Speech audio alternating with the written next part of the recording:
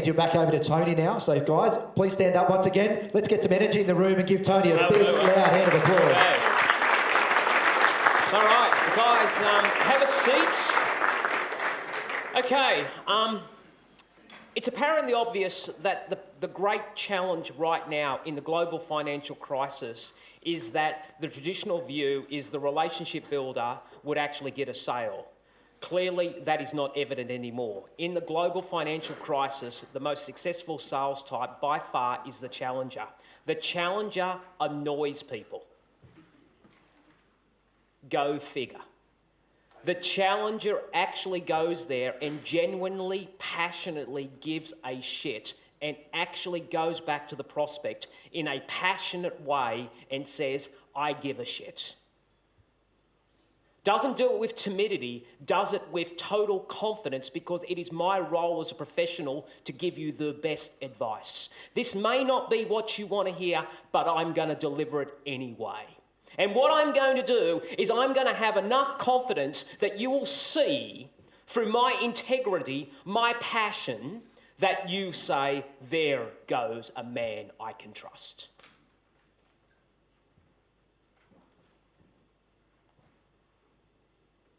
Absolutely. Need to do that. I need to do that. We all need to do that. And we are challenged by that because as I go through the personality profiles right now, you will see the challenger in one of these birds.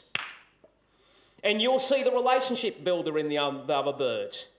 And if you are struggling in sales, can I ask you occasionally just to be more of a mongrel?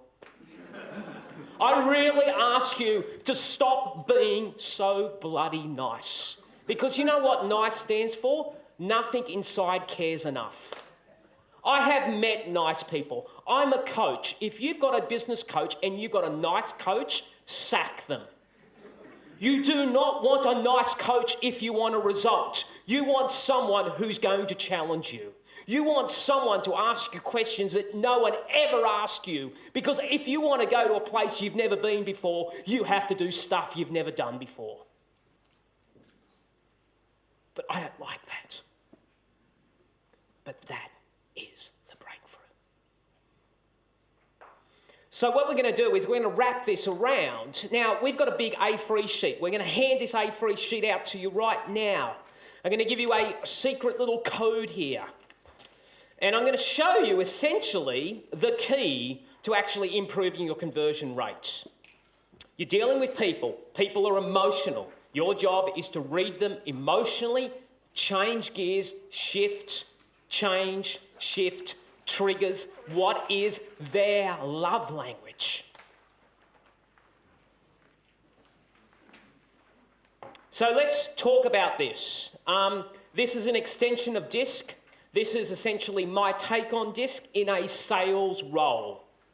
DISC is Myers-Briggs. Who's heard of DISC profiling of some nature? Good technique. A lot of organisations use it in HR. It is also now starting to say it's vogue in the sales arena. It is a very powerful weapon to understand in sales. Basically, it says that essentially there are 4 different types of buyers. Now, the first type of buyer is really simply, all you have to do is ask yourself the question, is this person outgoing or introverted? Really simple stuff, okay? This is why I don't like Myers-Briggs. Myers-Briggs makes a very simple thing too complicated for academics. Now, is this person outgoing or reserved? Easily pick up. That's why I consistently observe. That's why I listen, because I'm trying to pick up your DNA. Next thing is that, is this person driven by results or are they people orientated? They're the only 2 quadrants you've got to work out. Got it. Now, I'm going to show you essentially where the buyers sit, but more importantly, how to pick it, how to read it, and how to present. Now, I've got one client that actually does this. They sell real estate. They have a section on each personality. Because what they basically do is once they pick the personality, they present in that language. So their presentation is actually shaped around personalities.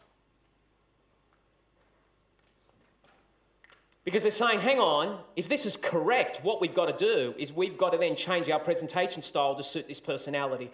Absolutely.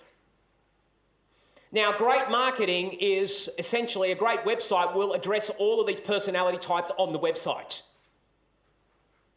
Because what I'm doing in marketing is I'm attracting. What I'm doing in selling is I'm actually funneling. So let's talk about the first one. Now, the first one, and you'll go to your sheet and you'll see your big sheet and we've shown you everything in the sheet, are those people who are extroverted, they're loud. Some would say arrogant, and they are very results driven. How would I describe them? Bossy. How would I describe them? Time poor. How would I describe them? Almost dictatorial. How would you describe them? Arrogant. How would you potentially receive them? I don't like them. They're too direct. Here is their first question. What's your lowest price?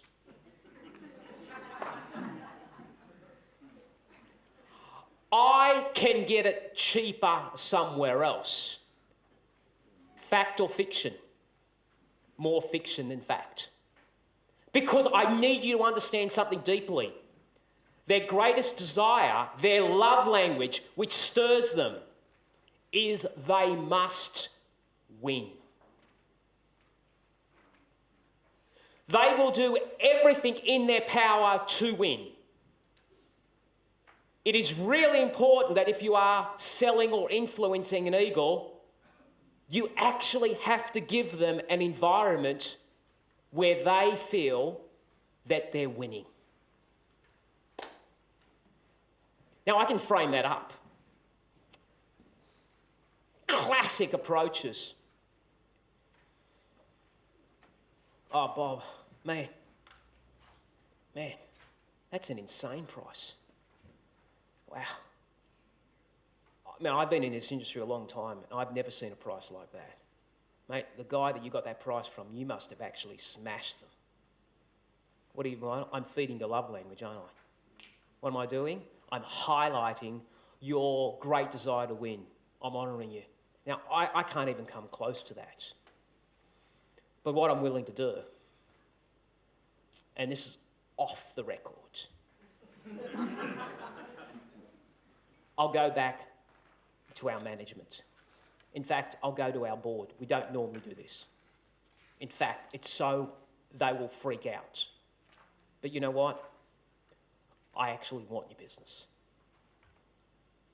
That is an eagle's love language. Here's what you don't do. You don't discount too quickly to an eagle.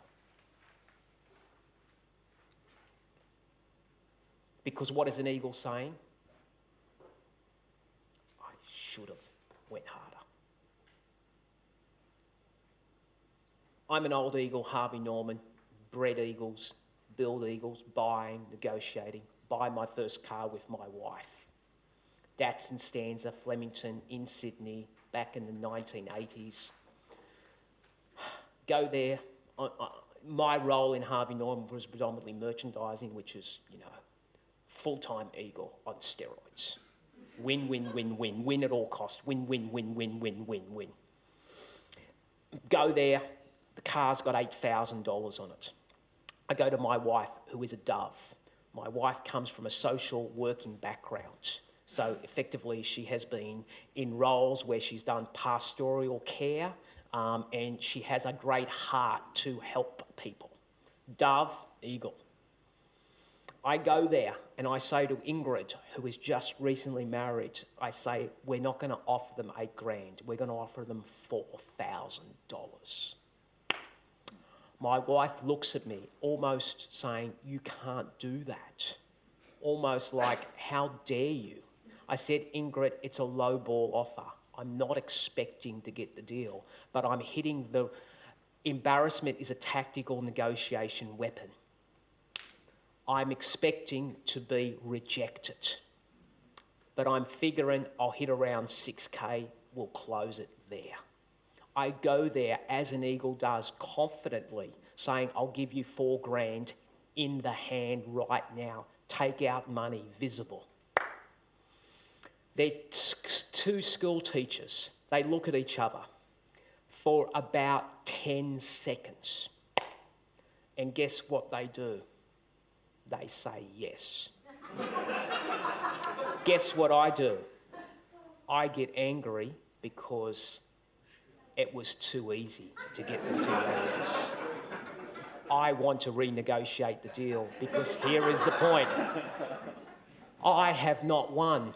The victory has been too easy. If you are going to play the eagle dance, please recognise there is great power in the drama of the emotion of I can't do that. Let me go back to the board. Silence is deadly. Allow time to be your friend, not your enemy. Powerful stuff. What also freaks out an eagle? They hate losing. Scarcity is a brilliant mechanism on an eagle because by nature, they are competitive. Got it. Now, on your little sheet, we're not going to go through this because we don't have the time. But as you can see on this sheet, I have given you everything you need to know about an eagle, how they dress. Okay, it is apparently obvious they're power dressers and they sometimes dress in dark, dominant colours. They're very quick. They're incredibly, how can I say it, time poor. Occasionally in their offices, they will have the largest office. They dare not get you. They have a receptionist to do that. They will ask, how long will this take? Now, if you are a person that has been trained deaf by PowerPoint, now is not the time to do it. An eagle is insulted by 40 slides. If you give an eagle a proposal, they will go to the page which says price. They will not read the detail. What you've got to do is you've got to customise your presentation and say, hey, Bob, I've got a really boring PowerPoint presentation. Can we just dump that? And they go, yes, thank you. I've given you ways, and it's just really obvious to me as you read this sheet. Let's not go through it now. It is really there for you. But this is an amazing code to live by. This shows you how to present, what is important to them, what are their drivers, what are their fears, what are their concerns, and things to avoid. And all that I say on an eagle, in a nutshell, they're fast, aggressive, and abrupt. Quick and decisive, no messing about, good to do business with. Why are they good to do business with? Absolutely. Because here's what they do. Let your yes be yes and your no be no. There is no grey area. And you know what I like about them? When they reject you quickly. And you say, thank goodness. Because the worst type of customer can be a dove who never wants to buy but doesn't have the courage to tell you to rack off. And you still tell your boss, I've got a prospect. You don't have a prospect. You just have someone who's really timid and gutless and won't tell you. And what you've got to do is you've got to release that person to say, hey, Bob, just so you're okay with this, I keep on phoning you up and I keep on sensing that you might actually not be truly interested. I've been married 22 years, I say to them. I've been rejected a lot. It's okay, I can take it. Because here's what I've got to do. My most valuable commodity is my time. I have to qualify so quickly, so efficiently. Some will, some won't, so what? Who's next? That's the first type. Who knows that they've got eagles? Okay. If you're not an eagle, you could struggle in this zone. The key is understanding an eagle. You still need to be confident with an eagle, but you can't be more confident than they are. They have huge, massive egos. Like to dominate, like to talk, like to take control. The key is the challenger will challenge an eagle and win. They don't challenge at their level, but they will still push the boundaries. That's why a challenger can actually push through an eagle, because a challenger speaks the love language of an eagle, and eagles tend to be very big decision makers in large organisations. Most C-class executives in a sales or managing director have a streak of eagle in them. The big end of the marketplace is filled with arrogance.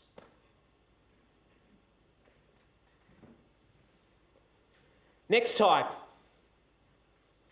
is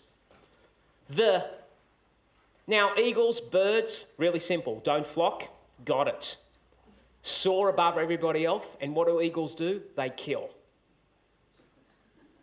And they're very focused, they're very targeted. They know what they want. They hate detail.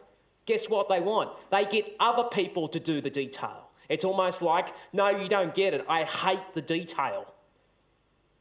They're big picture thinkers. They're visionaries traditionally, okay, and they want someone else to do the detail. Do not provide them overtly too much detail. Give them the results that they're looking for.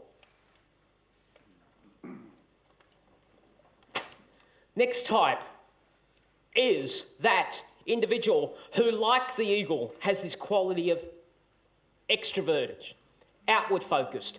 But unlike the eagle, who is very results driven, very goal driven, which is very much an eagle, these people are very people driven. I call them the happy clappies. You've met them. They are delightful people. And Peacock's love language is about image. Technically, they could be broke, but they've got a nice BMW. So they sometimes live way beyond their lifestyle. They live week by week, month by month. We breed an enormous amount of peacocks in the Western world because our society actually celebrates leadership from celebrities. To fundamentally believe that what is on New Idea and Women's Day is a celebrity and we honour a celebrity and I want to be like her is the age of peacocks. Your children have a peacock-like quality in them because there is so much peer group pressure about how to look and how to perform. Very image conscious. Understanding a peacock is incredibly important. One of the most easiest classes of birds to sell to. Why? Never satisfied. Always want the best. Here's their philosophy. I deserve the best. Life is too short. You can't take it with you. What do I got to do with a peacock? If you are not a peacock, I'm telling you, you've got to have an esky when you go and see them and have a couple of cans of V and scull them. And then you've just got to take some pills to make you happy. Okay? And you've got to be dynamic, you've got to be passionate, you've got to be enthusiastic, and here's what you've got to do. You've got to listen, and not only listen, but allow them to do lots of talking. Because guess what peacocks like to do? They like to talk lots. And what do they like talking about? Themselves. And they love it, and they love compliments. In fact, they'll do everything to get a compliment. And they like to have the best, the latest and greatest because essentially they're wired that way. Never challenge their image. If you challenge their image, you're challenging their love language. So if they've got a product that is inferior, don't say this, oh, gee whiz, you made a bad mistake buying that. That challenges their self-image.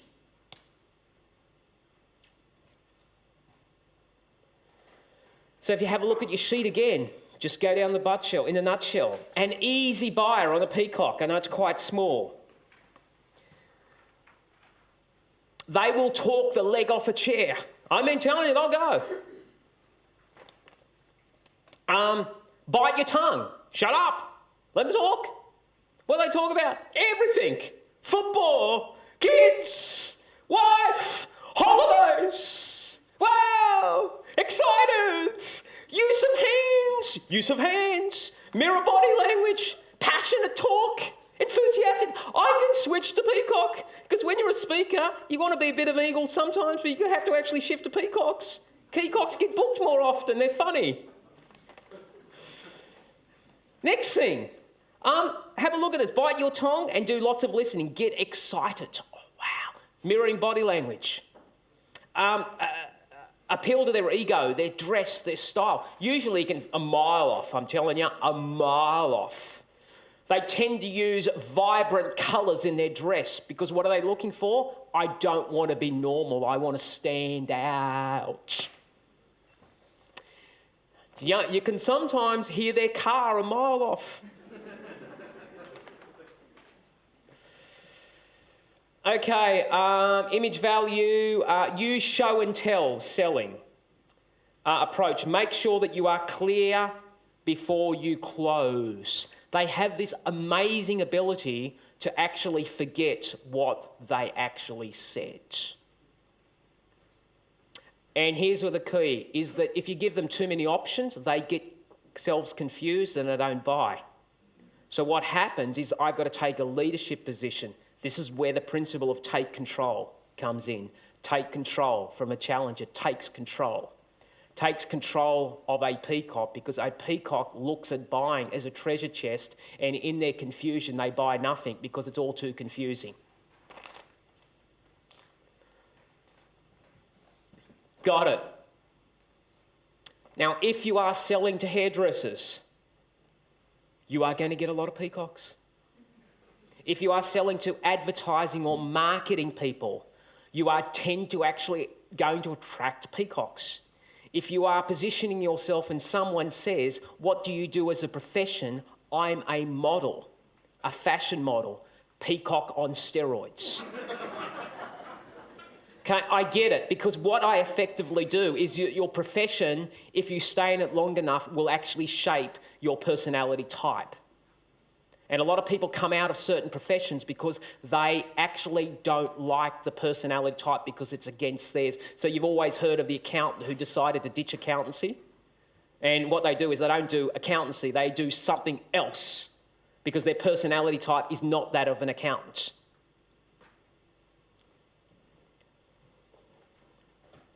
Now, next type. Now, these are the extroverted types.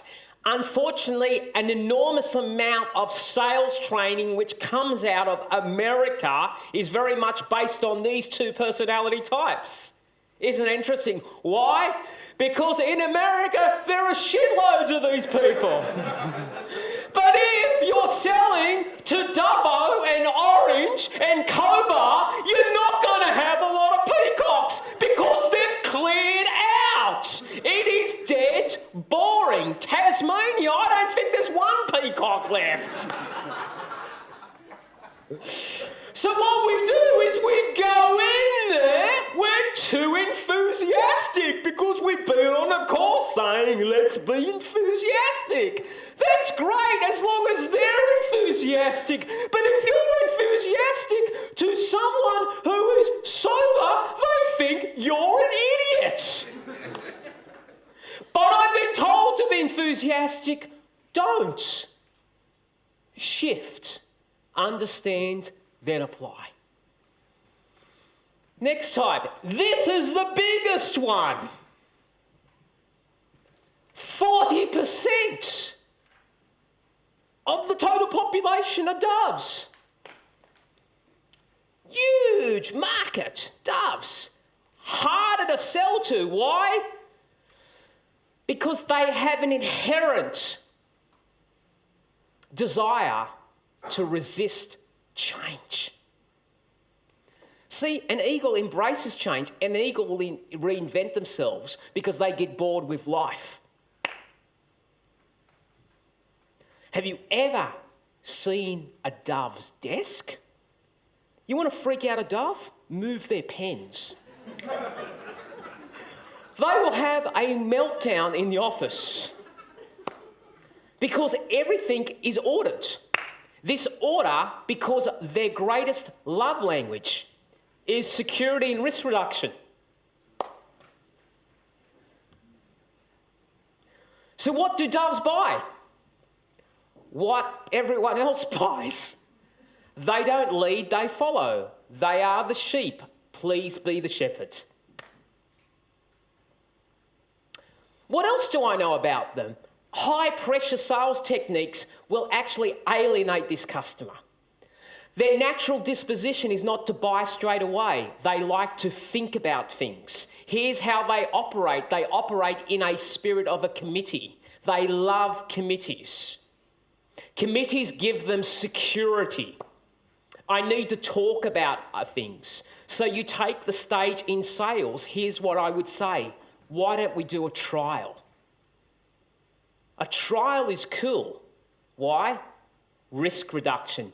A guarantee is an attempt to actually convert someone who is a dove, that is concerned. That's why guarantees are important, because guarantees are important to those people who are actually insecure. Am I making the wrong mistake? Doves are the best listeners. But why are they best listeners? Are they truly interested in your product and service? No. They're just polite people. Do not mistake politeness for interest. They will see you because they can't not see you because they don't know how to reject you.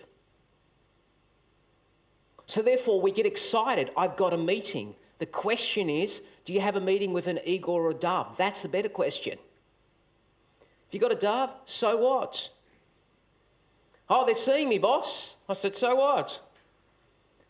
And they'll probably see you again and again and again and again. And they'll probably never make a decision. And they'll always see you. And you like seeing them. Okay, and it's important to have a relationship with them. I reckon doves, 9 touches. Touches do not have to be physical face-to-face. There is multiple ways to touch anybody. Conversations, email, phone calls, networking events. Principle of 9 touches here in a dove. Building trust. Trust is really important to them. Now, here's the most amazing thing. I'll do unsalesperson-like things in front of a dove in order to actually release them. Here's what I'll say. Look, John, I'm not going to allow you to proceed without speaking to your partner. I really won't. I know that I can, and I know that you're excited about it, but you know what? It's got to be right for both of you. And what I'd like you to do is just think about it, and what I will do is I'll get your feedback tomorrow. Is that okay? Isn't that a brilliant approach? I'm diffusing the situation. I'm actually saying, I want you to do this, and inherently they'll go, I can trust you because you're not pressuring me.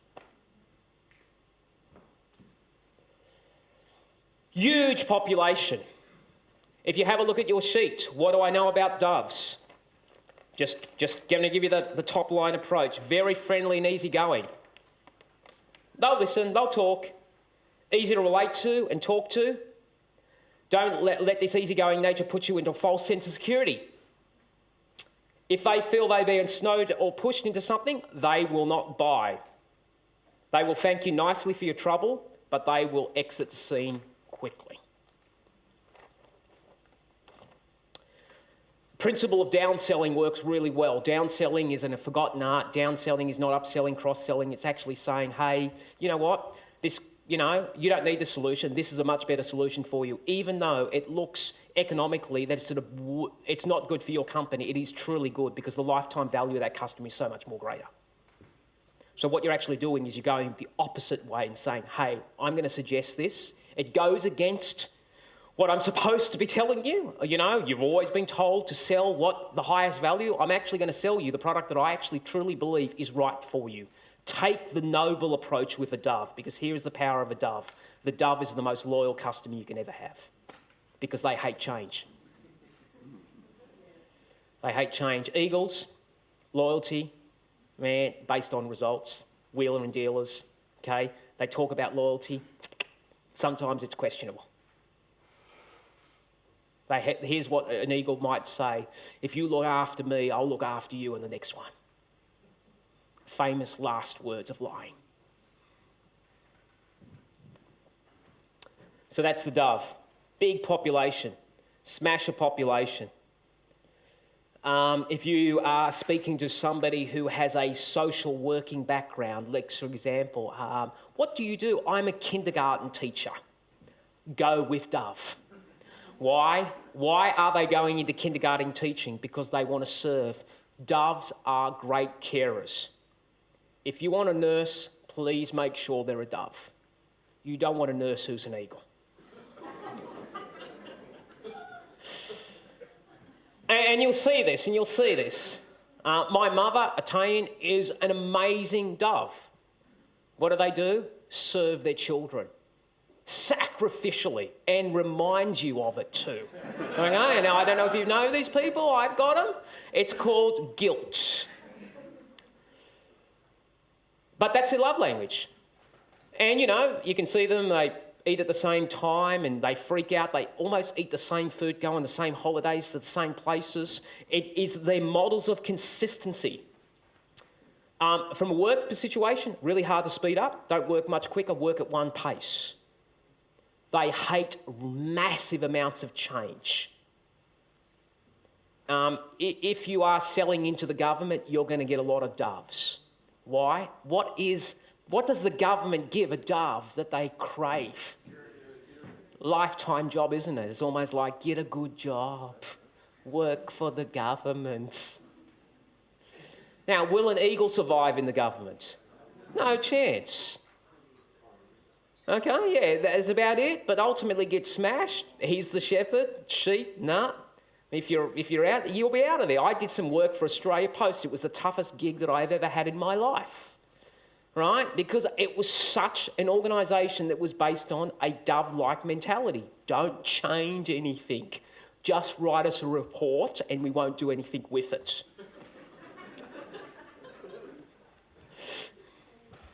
Now, the last type is a bird that can be deceptively interesting. It still kills. It's an owl. Owls are hunting birds, but here's what they do. They kill at night. You don't know they're killing you. I will tell you, they are sucking the living blood out of you, and you don't even know they're doing it. Now, what do I know about owls? Owls love language in facts and details. They are incredibly skeptical. They are the word doubting Thomas is actually an owl. That is where that came out of. Prove it. Now, these individuals are incredibly detail-orientated.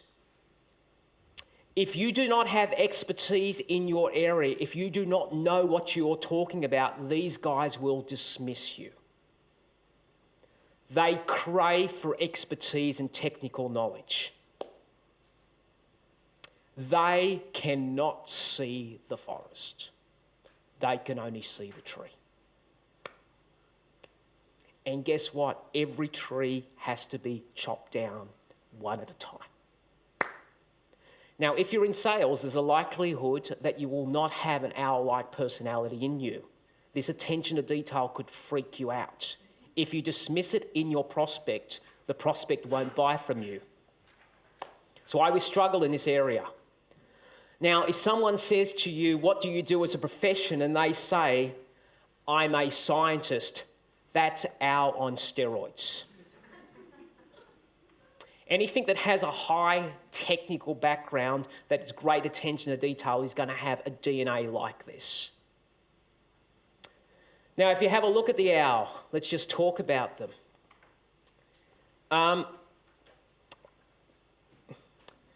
Owls are incredibly frugal. But they can really surprise you because they want to pay as least as possible, but something they're passionate about, like their wine collection, they'll pay a fortune. They love perfection. They crave it, they desire it. That's why they take so long, because what are they seeking? Perfection. I don't know if you've ever met them, but they will tell you the typing mistakes in your proposal. They will ask you questions that no one has ever asked you, ever. And you're almost going, why is this important? Because they cannot see the forest, they see the tree. In organisations, they sometimes exist in the accounts area.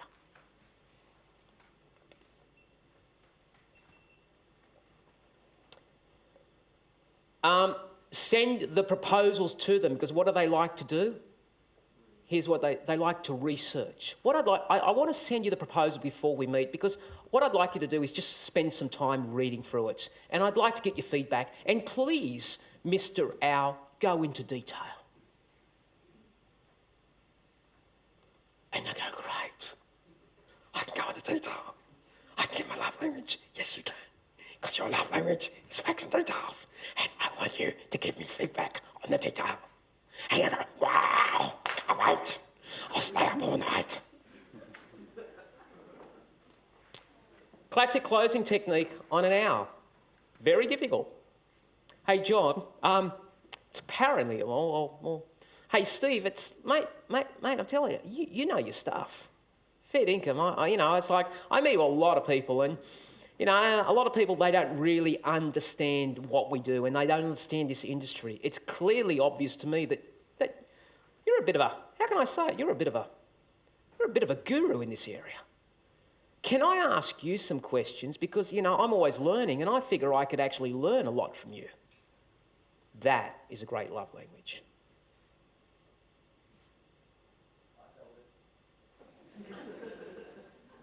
Because what they are, essentially, is frustrated professors who want to get on a pedestal and show you their knowledge. And if you can actually turn it around and allow them to teach you what they've learnt, you'll be amazed.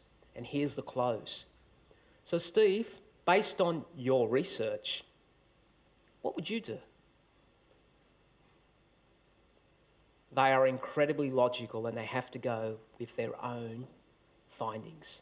Get them to find it, and then they'll fall in line with it, because then they have a lack of congruency that they can't live with. One of the most amazing sales organisations is a company called Cisco. Cisco is a sales machine. Cisco purposely deals with most organisations at an IT level, at a senior level. But not only that, middle management tends to be owls, because they're in the IT area. You know what I'm talking about? IT technicians, people who look after IT infrastructure. By default, they always, in the sales engagement, take two types of people. What's the first type of person they bring in? Is the BDM. The BDM is an eagle. But they don't just bring in an eagle, they bring in the sales engineer. They call them pre-sales engineer, technical consultant. What personality do you think the technical consultant is? Why? Because have you ever seen two owls speak? It's like they're making love. It is a different planet. And what they do is they line up an owl with an owl, but why they don't allow the pre-sales engineer to be in there by themselves? Because owls have a notoriety of actually talking the customer out of the sale, because by default they're perfectionists and find fault in their own products and tell the customer. It's weird stuff. Guess what the BDM is doing underneath the table? Kicking the owl when to shut up. Because guess what the BDM does? Closes it. One opens it, because guess what? I can always trust an owl. Because I can trust people who have got a technical background.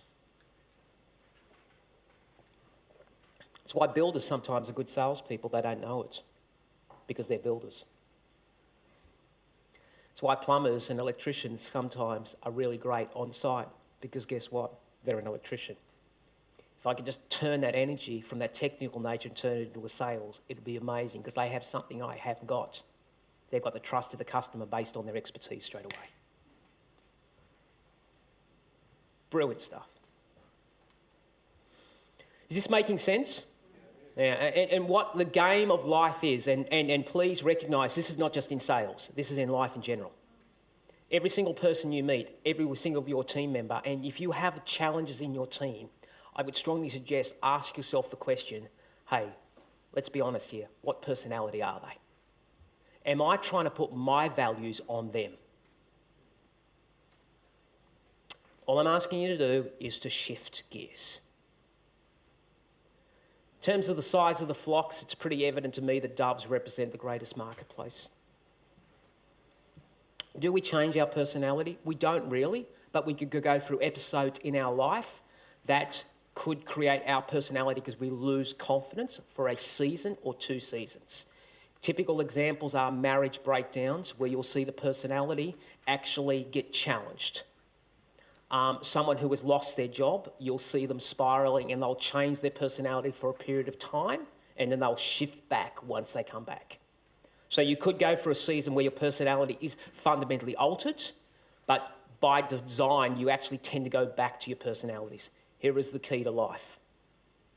If you want to have a great career, if you want to have a great job, if you want to have a great business, strengthen your strengths and abandon your weaknesses. Focus in on where your personalities live. Don't just actually develop, don't just, a lot of people who have got a gift can only take it so far because they abuse the gift. What you've got to do, if you've got a gift, you've got to invest in the gift because the gift will actually pay you for life. The key is actually abandoning this concept of being general manager of the world. It's a really weird concept because we're such controlling and actually focusing on what I'm really good at. What am I really, really good at? So that's essentially longevity from a passion and purpose perspective is driven very much by that. Now, what I'd like to now do is do something else. It's really interesting. I'm giving you so much here on these personality types. And it's clearly obvious to me that when I have a look at that, great marriages sometimes exist. Truly significant marriages exist when 2 personalities collide. Why? Because they each give to each other what they need. Who do you reckon is the hardest person to love? An eagle. Why? Who do you reckon has got the greatest capacity to love? A dove. Who do you reckon doesn't want to actually lead? A dove. Great marriages you sometimes see collide when an eagle and a dove come together. Because what is a dove? A dove actually supports that person even though they're out there all the time. You see that consistently. When 2 eagles get married, sex is great, but they're always fighting. Because they always want to dominate. Someone wants to win. It's almost like everything's a competition. 2 peacocks get married, fantastic time, dead broke. Peacocks and owls, married, great. Why? What has an owl got? Attention to detail, knows how to budget, looks after the small things, counts the pennies, understands budgeting, understands those principles. What does an owl need? To lighten up. What does a peacock give them? The ability to lighten up. Socially orientated, very high social skills. Work well. Now, I'm going to now map this into different age groups, and this is important. Now, there are some people in the marketplace that you're selling to who are born before World War II. They exist, okay, they are a marketplace that is still there. Now, the key is they don't have a lot of money. Why don't they have a lot of money? Because in many ways, they have been through the Great Depression and they have a very different view of finances. Really important that if you are a younger person, you know how to sell to different age groups. If you're an older person, you know how to sell to different young groups. This is where a lot of the challenges are coming at the moment because we have people who are in Gen Y and Gen X and they're trying to actually sell the baby boomers. They don't get it. Their whole conversation is based on emails. They don't even understand how to use the phone because it's totally foreign to them. Now, traditionalists provide consistent service. Thank them and personalise the relationship. Be patient. By default, they are very slow. Be personable and show a genuine interest are very conservative because they've been through tough times. Now, this is the biggest marketplace. This is where the wealth is at the moment, still where the wealth is the baby boomers. Baby boomers after World War II to about 1963 in that zone. Number one, treat them as individuals, incredibly different from traditionalists. In fact, they have this independent streak about them. Have a look at them. What do they want? They don't want the detail, they want the solution fixed. I'm a baby boomer. Here's my problem. I know that I need technology, but I want someone to fix it for me. Here's what I do. Michaela, my daughter, I say, Michaela, can you help me? All right? This is pissing me off. Can you sort this out for me? But you know what? I want you to show me what you're doing because I need to have an iPad because I've got to be with it. See what I'm doing? I want to be modern, but I don't necessarily want all the baggage that goes with modern. Here's what I'll do. I'll pay a fortune for somebody to make me contemporary. Make them feel special. Baby boomers look good, and they will go to enormous lengths, including cosmetic and plastic surgery, to continue to look good. They're like me. I think I'll run a marathon. There's a baby boomer. It's like, hey, I'll get the Harley Davidson. Admire their appearance. Be optimistic. The baby boomers are traditionally optimistic. And you know what? They're pretty comfortable with traditional sales techniques. In fact, they don't mind them. In fact, because they realise it's a bit of a game and that's what you're supposed to be doing. Appeal to their spiritual side. They have an awakening about them and they want up-to-date products. Yeah. Now, this is the forgotten generation. These got slammed between the Gen Y and the baby boomers. Now, this was the first generation where we saw the growing influence of single-parent families. So this changed the dimension. Before that, it was the nuclear family, mum and dad at home, mum's not working, dad's working, etc., etc. Now we've got the first generation who's joined in that. Because of that, their friends become, by default, part of their extended family. So their friends are much greater influence than their family. Show respect in an informal manner. Sometimes we can overdress to people. Please, I would always strongly suggest that the way you dress should be one step up. But if your dress is way different than your prospects in an extreme, that will create tension in the relationship straight away. Be careful of that. Treat them as equals. Be relaxed and informal. Allow them time to ask questions. Use modern technology. Keep written information and forms to a minimum. They fundamentally believe that everything should be on tablets. Everything should be on the internet. Everything should be electronically. They don't understand why, in a world of technology, we should have to fill out paper forms. Can't I book it online? Can't I do it online? If you have an online inquiry form, there is a likelihood that they will type the online inquiry form as opposed to phoning you up. Baby boomers will phone you up. The younger generation will do it via email because they like to remain anonymous. What are they afraid of? You're going to pester me. And the last generation is Gen Y. What do we know about them? They like to spend money. Why? Yeah. Correct. They're the parents of the baby boomers. Correct. What else? Why would they also like to spend money?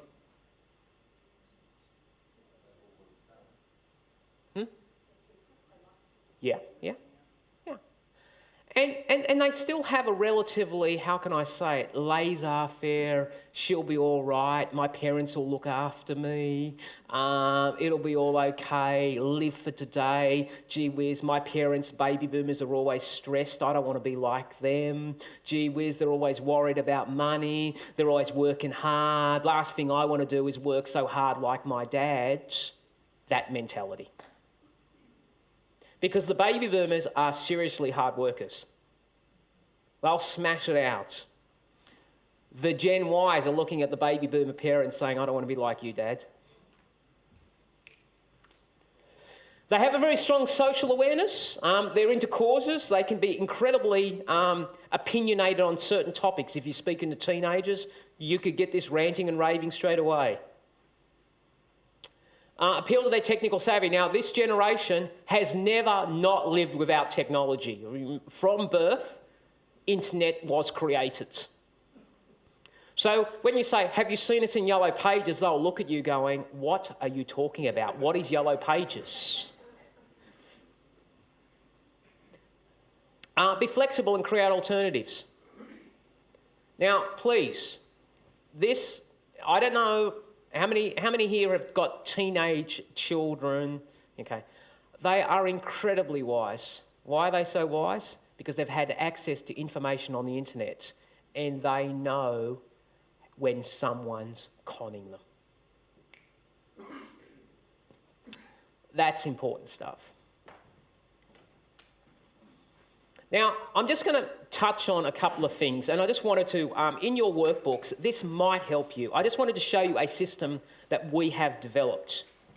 And it's a system because, again, everything is about psychology and science. And if you go to page 16,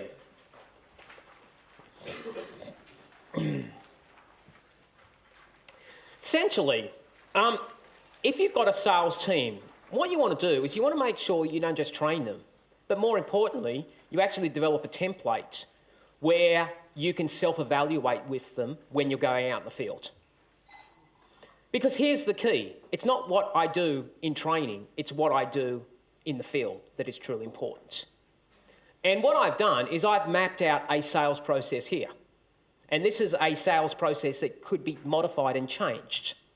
And if you want to be really good in a sales environment to yourself and not only to your team, don't just train the sales process, but effectively go out with them, not to actually get involved in the sales process, but to actually sort of see if they're doing the salesperson correctly, and then go through this with them and say, did you do that? Did you do that? Did you do that? Did you do that? Did you do that? You'll find this incredibly powerful stuff. We've applied this in a customised way to a number of organisations, and suddenly the results have gone dramatically. They've done years and years and hours of training. Training wasn't the answer. It was actually the process. Have you followed the process? Okay? You didn't follow that. The reason it fell down, I get it. But what I'm doing is I'm going out in the field to see what the reality is. So you just might find that incredibly useful. A couple of things that I'm just going to finish off with because I think it's important to give you the real nuggets. Okay, I talked about this before. It's really important that if I want to be brilliant at selling, I actually have to solve people's problems. I'm in the problem-solving business. One of the most important and most powerful ways that you can solve anyone's problem is not by talking. It's by listening and asking questions. Now, there is great power in the questions you ask, but there are appropriate questions to ask and there is inappropriate questions to ask. Let me show you the 4 different types of questions that you'll come up against and when to use an appropriate question in the sales process. Closed questions are yes or no questions. Now, traditionally, we've been taught in sales that you use closed questions towards the end of a transaction. Example, how would you like to pay for that, cash or credit? Customer says cash, that's a closed question, 2 alternatives. What colour would you like that, black or grey? They say grey, closed, that's a closed question. Be very careful. If you use too many closed questions at the beginning of the relationship, they feel as though it's an interrogation and effectively they close down. So when to use it is important, towards the end of the process, but not at the beginning. It's not an interrogation. Okay, got it. Open-ended questions are brilliant at the beginning of a relationship because they create trust. Open-ended questions are why, how, tell me. Example, tell me about your business. I'm curious. Here's a great question to tell a business owner. Hey, Bob, just out of interest, I'm really curious because I'm genuinely curious about businesses. Can you show me around?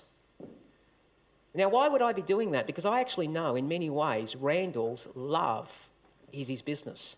If he can show me his business and I'm passionately interested in his business and he can share it with me, I've built instant rapport. Why? Because his business is his baby. You understand, when you're talking a business owner, their love of their life is not only their partner, but it's also their business.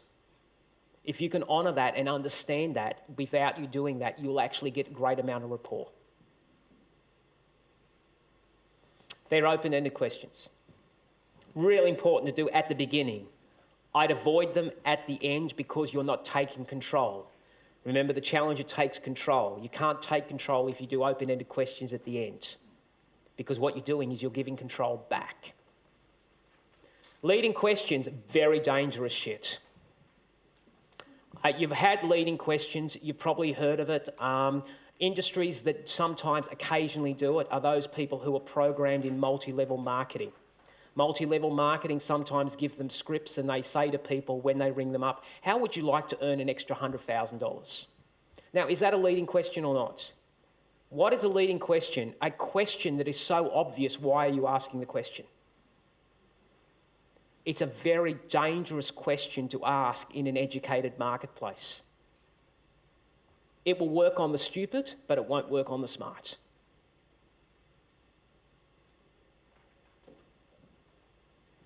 Undesirable usually result in false or slanted information. Who's ever had someone come up to them and say, would you like to earn an extra $100,000? It's like, what do you say? No? What do you say? No? It's almost like, and how does it make you feel? It's almost like, come on, get real. Yeah, so just be careful of that. And I've seen that, and I'm just questioning the philosophy behind that. I've seen too much programming of that.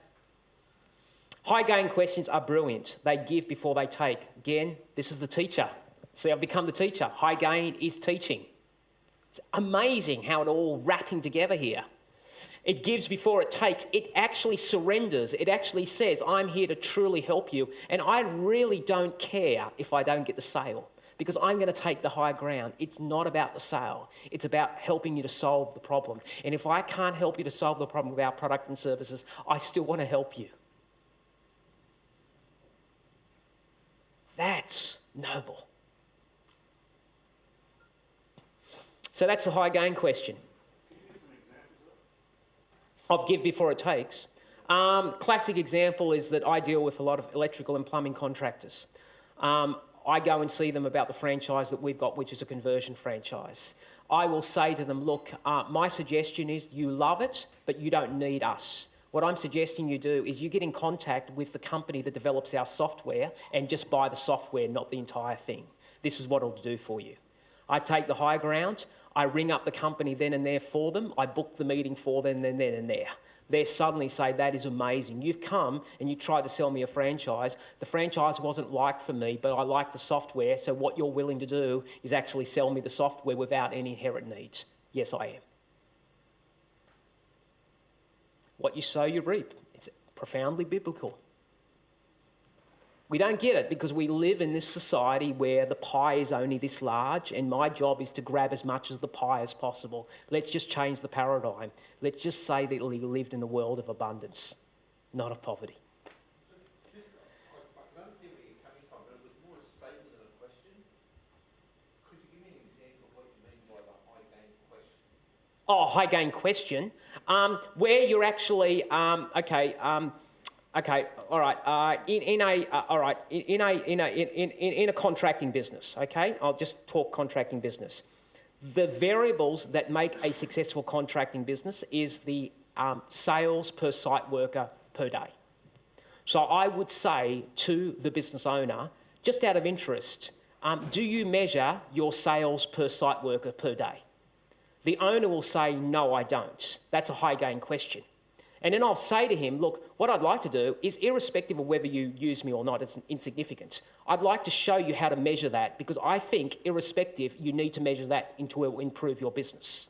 So what I've done is I asked him a high gain question, I'm revealed into him, I'm teaching him, and suddenly he's developed a KPI for his business because I've incorporated that into it. And then what I've done is I've positioned myself as the trusted advisor as opposed to the salesperson. Does that make sense? See what I'm doing? I'm actually taking that ground of educating you and trying to solve your problem. And I'm surrendering my need to get the sale. And here's the most amazing thing. When you don't want the sale, that's when you do get the sale. And reveal questions are the deepest questions you can actually do. Now, if you can ever do anything in business, if you are in sales, invest a little bit of time and read some coaching books. So much of coaching is wrapped around selling.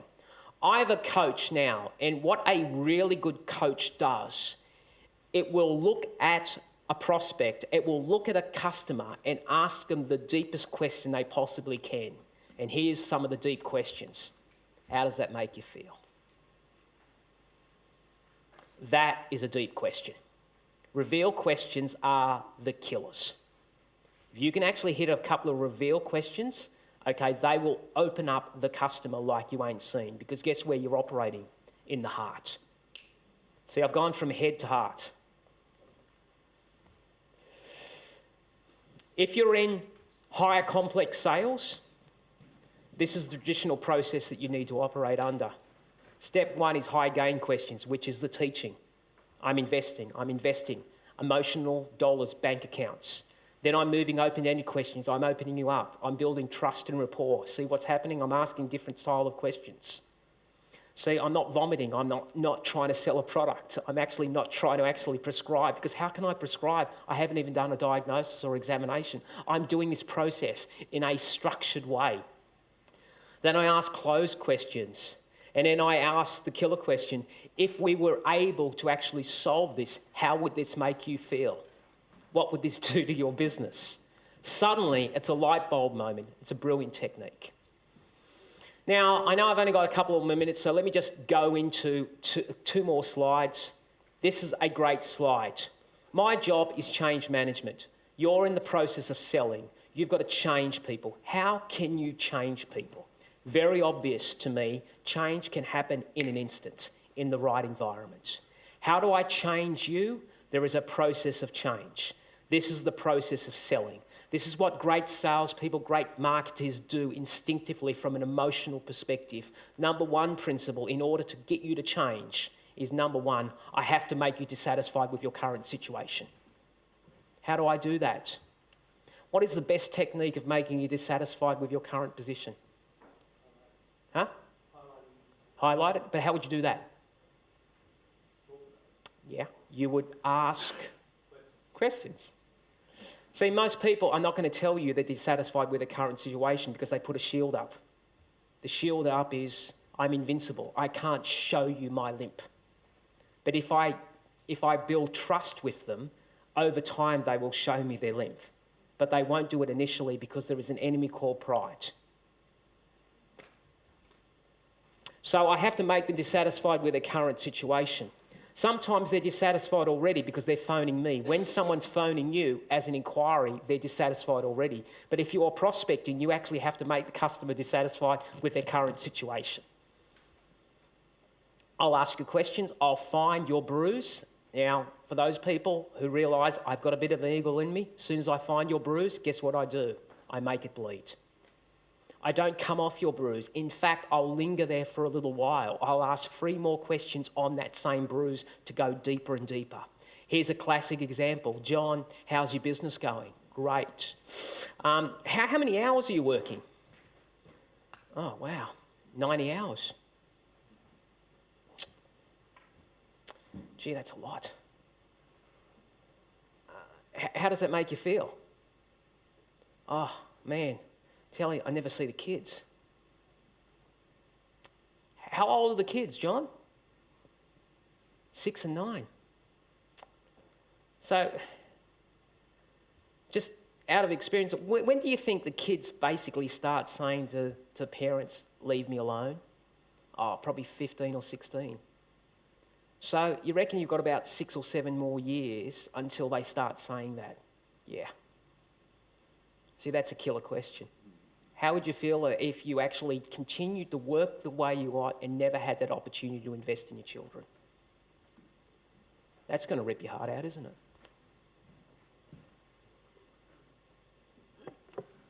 But here's what. A challenger will go there, a relationship builder won't. A challenger will dare to go into that charted water because a challenger basically says, I'm here to solve your problem, and I fundamentally believe I can, and I don't really give a shit if I challenge you.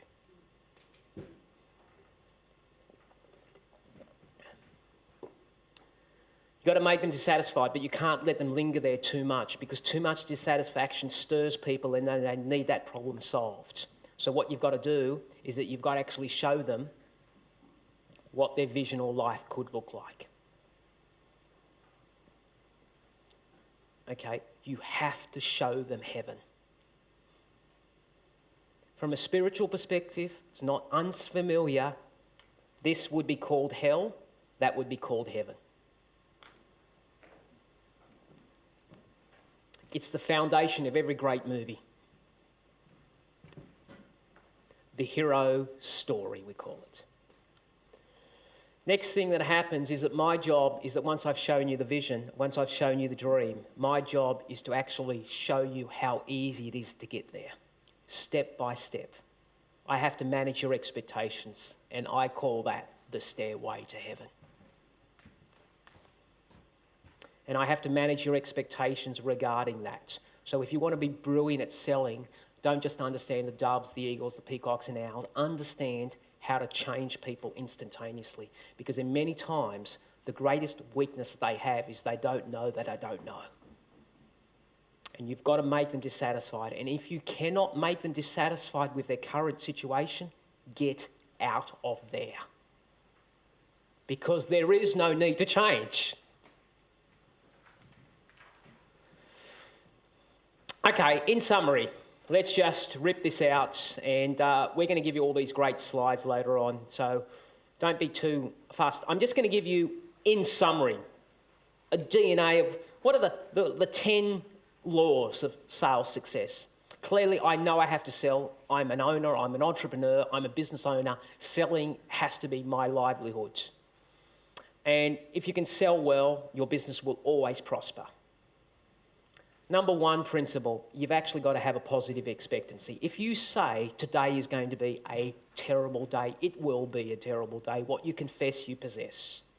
The greatest opportunity is in a tough marketplace because the vast majority of your opposition live in negativity. They don't come to these events. What they do is they go home and they watch TV and get depressed. Great. Although the pie might be smaller, I can take there because they're doing nothing. Number two, become incredibly client and outcome focused. I'm here to serve you. I'm here to solve your problem. Number three, have an extraordinary knowledge base. Continue to invest in your area. Go centimetres wide, kilometres deep. Become an expert in your niche. Your niche is where you get fame because what you do is you move from a commodity to a specialist. And if you can go from a specialist to a celebrity always gets the most money. The key is how do I move to being a celebrity? You can do it. There are certain techniques that you can use to become a celebrity. One of the classic techniques of trying to become a celebrity is write a book. Does the book have to be good? Probably not. But you've written a book, you must be a rock star in your area. That's why I've written 4 books. Books are shit, but expensive business cards. Now, they're not bad books, really, they're not, okay? But their vehicle is not how many books I sell. It's got nothing to do with the books that I sell. It's got nothing, it's insignificant, the books that I sell, the royalties I get would be insignificant. It is the ability for me to give a prospect, hey, here is a book. Suddenly I'm positioned very differently than everybody else in the marketplace who is knocking on the door. I could probably do that. Number 3, you've got to have effective systems, guys. You know, I've seen people who try to be these one-off hit guys that are really got the gift of the gab and they've got really bad systems. There are so many CRM systems. There are so many systems to track prospects. I use a CRM I would absolutely adore. I would be lost without a CRM because of the high times that it takes. Customer relationship management program, things like Goldmine, things like ACT, purpose-built software that is specifically developed to channel the sales process. Not MYOB that's trying to actually do that job. Structured and follow-throughs. Remember, you're always making a sale. Although you're not making the big sale, every small sale leads to a complex sale. So essentially, inch by inch, what I'm doing is I'm breaking down a complex sale into small sales, into stages, and saying, what is the next natural stage? Understand that follow-through. Understand the stages of your own process. Number 6, you've got to be able to be a great influencer and communicator. You've got to understand that 75% of communication is non-verbal. You've got to be able to stand up when you're on a phone call and don't slump when you're making phone calls. You've got to invest in a headset so when you are speaking on the phone using your full body language, not slumping down depressed saying, I'm going to make another phone call. It's really important to use hands. It's really important to center your hands around here. That would be the ideal scenario. Don't wave up here, and please do not point at people. Terrible stuff. Okay, 75% of language is non-verbal. Understand the power of body communication. And presence and clothes and all that sort of stuff. Number 7, I think you've got to be passionate. I think genuinely you have to believe that you're saving the world. Genuinely, you actually have to believe that you're making a difference. Genuinely, you actually have to care about the person. Genuinely, you have to believe in what you're doing, that you're actually making a dent in the world somehow. If you can't do that, reinvent yourself so you are doing that. Have a purpose-driven heart. Have persistence and have high energy. Understand your own energy levels. Drink lots of water. Eat great food. Go to bed early. Don't get pissed all the time. Okay? It's just, I get it. Trust me. But you know, it's a temple. It is truly a temple.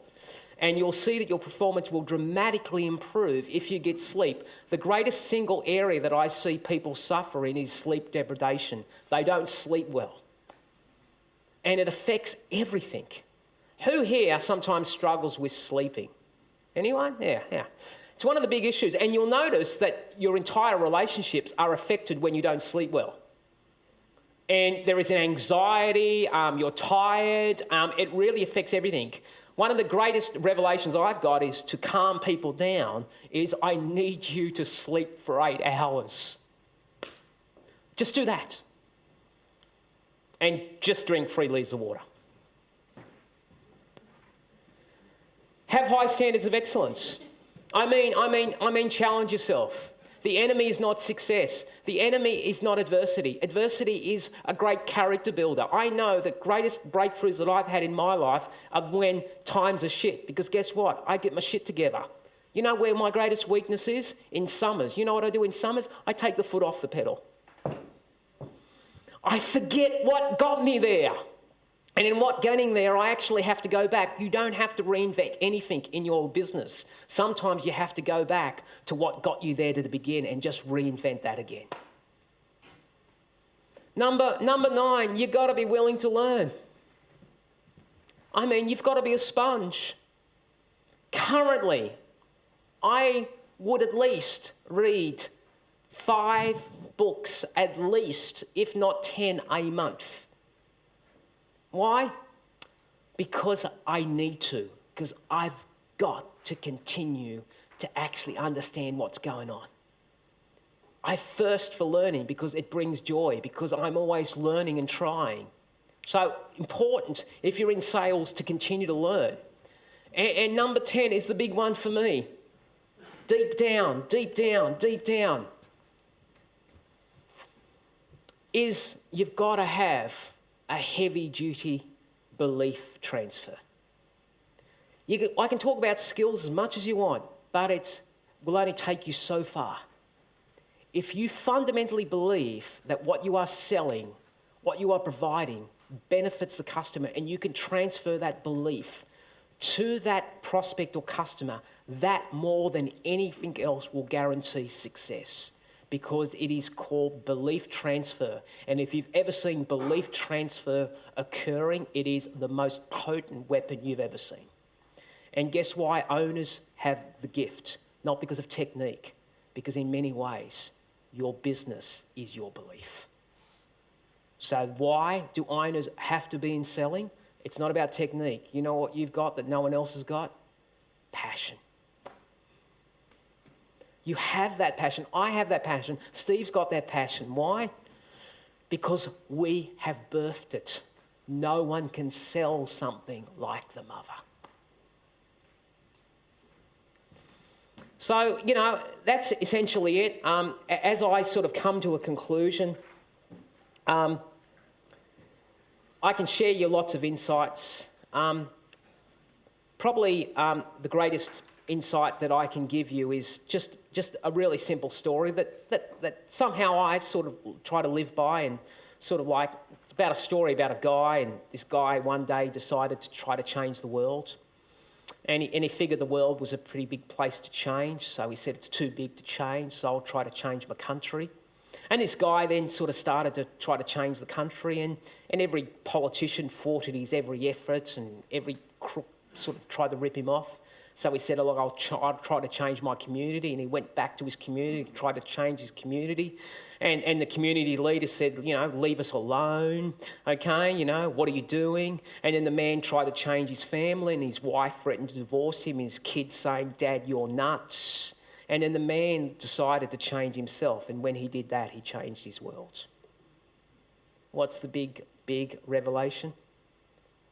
We talk about success, been a lot of success programs, inside-out job. That's it. So hopefully that's helped, and hopefully you've enjoyed it. Thank you. Hey, good, Zach. Big round of applause for Tony Gattari, guys. Wow. Finished off on a clanger.